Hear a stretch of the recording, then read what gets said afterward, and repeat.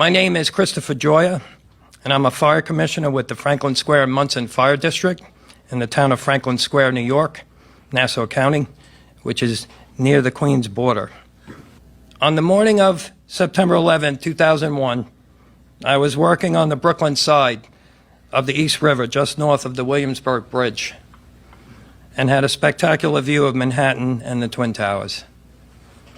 Having been an eyewitness to the attacks that day, and from being called to duty to assist the Fire Department of New York in the following days and weeks afterwards, 9/11 has never been far from my thoughts, having been burned forever into my soul.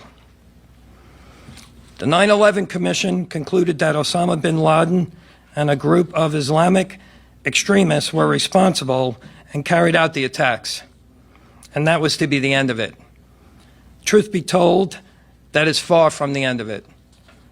The 9/11 Commission was flawed, and in the words of two of its own, the chairman and the vice chairman of the 9/11 Commission, respectively, Thomas Keane and Lee Hamilton, who stated in their book, without precedent, that they were set up to fail and were starved of funds to do a proper investigation. That's their own words.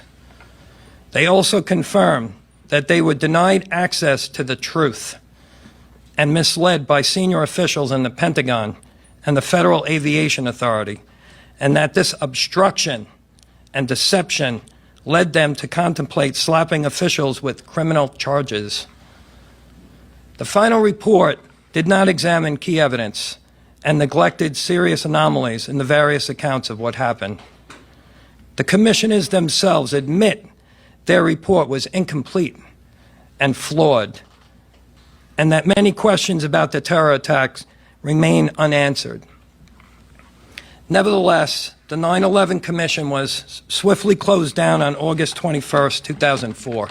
Architects and engineers for 9/11 Truth, pilots for 9/11 Truth, and the Lawyers Committee for 9/11 Inquiry, to name a few, raised valid and important questions that were never even considered, let alone answered, by the official investigation. The bottom line here is that the American public has not been told the complete truth about the events of that fateful autumn morning 18 years ago. What happened on 9/11 is fundamentally important, but equally important is the way the 9/11 cover-up signifies an absence of democratic, transparent,